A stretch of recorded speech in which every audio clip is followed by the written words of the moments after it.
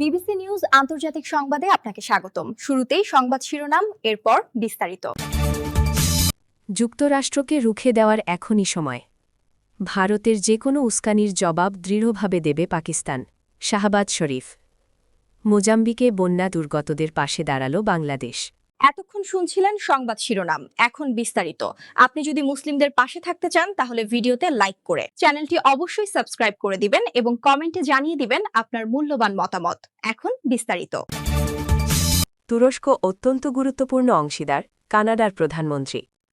কানাডার প্রধানমন্ত্রী mark Carney বলেছেন, অটোয়ার জন্য ইস্তাম্বুল একটি অত্যন্ত গুরুত্বপূর্ণ মিত্রদেশ। সেই সঙ্গে বাণিজ্য ও শিল্প খাতে দুই দেশের সম্পর্ক আরও জোরদার করার বড় সম্ভাবনা রয়েছে বলেও জানান তিনি।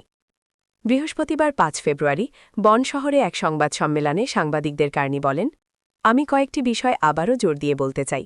এর একটি হল, ন্যাটোতে তুরস্ক কানাডার একটি গুরুত্বপূর্ণ অংশীদার। বিশ্বের একটি খুবই গুরুত্বপূর্ণ এবং অনেক সময় চ্যালেঞ্জিং অঞ্চলে তারা বড় ভূমিকা রাখছে। অর্থনৈতিক সহযোগিতার প্রসঙ্গে তিনি বলেছেন, এছাড়া এখানে বিশাল সম্ভাবনা রয়েছে। তুরস্কের সঙ্গে আমাদের বাণিজ্যিক সম্পর্ক আরও গভীর করার অনেক সুযোগ আছে। তিনি জানান, গত বছরে সেপ্টেম্বর নিউ ইয়র্কে জাতিসংঘ সাধারণ পরিষদের অধিবেশনে তুরস্কের প্রেসিডেন্ট রিসেপ তাইয়েব এরদোগানের সঙ্গে এ বিষয়ে আলোচনা শুরু হয়েছিল এবং তিনি তা আরও এগিয়ে নিতে চান। কার্নি আরও বলেন, প্রতিরক্ষা ও পারমাণবিক খাতেও দুই দেশের সহযোগিতা বাড়তে পারে এবং সম্পর্কের পরিসর আরও বিস্তৃত হবে। যুক্তরাষ্ট্রকে রুখে দেওয়ার এখনই সময়। প্রেসিডেন্ট ডোনাল্ড ট্রাম্পের নেতৃত্বে মার্কিন যুক্তরাষ্ট্র বর্তমানে আন্তর্জাতিক আইন ও মানবিক রীতিনীতি লঙ্ঘনের এক নজিরবিহীন পর্যায়ে পৌঁছেছে বলে দাবি করেছেন ওয়াশিংটন ডিসির আমেরিকান ইউনিভার্সিটির অধ্যাপক ডোনাল্ড আর্ল কলিন্স। তার মতে, গত এক বছরে ইউক্রেন রাশিয়া যুদ্ধ নিয়ে লোক দেখানো আলোচনা, গাজায় ইসরায়েলি আগ্রাসনের প্রতি প্রচ্ছন্ন সমর্থন এবং মেক্সিকো, গ্রিনল্যান্ড ও ইরানে সামরিক হস্তক্ষেপের হুমকির মাধ্যমে যুক্তরাষ্ট্র বিশ্বজুড়ে অস্থিরতা তৈরি করেছে। বিশেষ করে নাইজেরিয়ায় বোমা হামলা এবং ভেনেজুয়েলায় অনুপ্রবেশ করে দেশটির প্রেসিডেন্ট নিকোলাস মাদুরোকে গ্রেফতারের মতো ঘটনাগুলো আমেরিকার আগ্রাসী রূপকে স্পষ্ট করে তুলেছে। অভ্যন্তরীণ ক্ষেত্রেও পরিস্থিতির চরম অবনতি ঘটেছে বলে নিবন্ধটিতে উল্লেখ করা হয়েছে।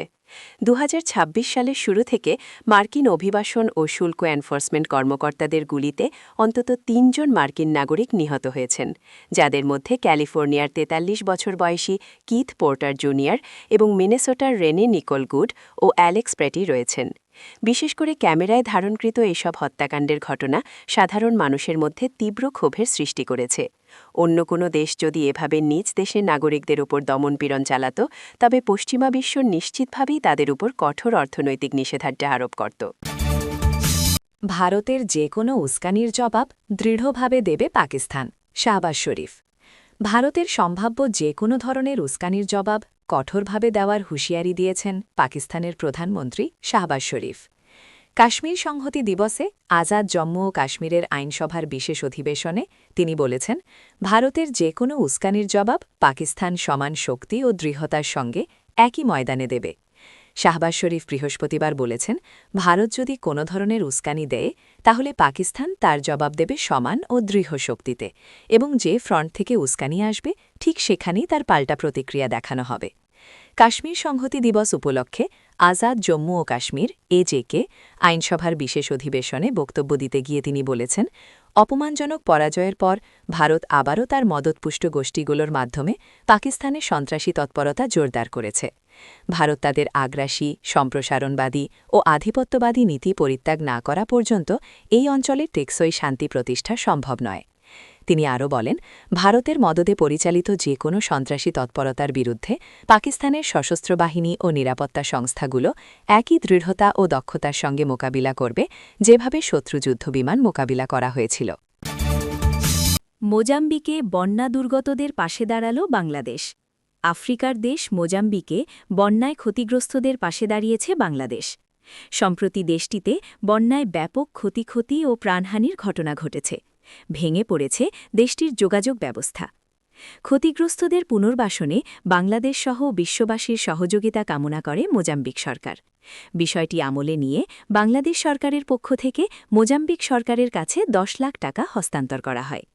গত বুধবার ৪ ফেব্রুয়ারি মোজাম্বিকের রাজধানী মাপুতুতে দেশটির পররাষ্ট্রমন্ত্রী মিস মানুয়েলা দোস সান্তোস লুকাসের হাতে এই অর্থ হস্তান্তর করেন দক্ষিণ আফ্রিকায় নিযুক্ত বাংলাদেশের রাষ্ট্রদূত শাহ আহমেদ শফী। এ সময় সংক্ষিপ্ত বক্তব্যে রাষ্ট্রদূত বাংলাদেশ সরকার ও জনগণের পক্ষ থেকে মোজাম্বিকে বন্যায় ক্ষতিগ্রস্তদের প্রতি সহানুভূতি জানান। একই সঙ্গে তিনি আশা প্রকাশ করেন আন্তর্জাতিক সম্প্রদায়ের সমন্বিত সহযোগিতায় শীঘ্রই ঘুরে দাঁড়াবে মোজাম্বিক। বাংলাদেশ সরকারের সহযোগিতা গ্রহণ করে এ সময় বাংলাদেশ সরকার ও জনগণের প্রতি মোজাম্বিক সরকারের পক্ষ থেকে ধন্যবাদ ও কৃতজ্ঞতা জানান দেশটির পররাষ্ট্রমন্ত্রী মিস লুকাস।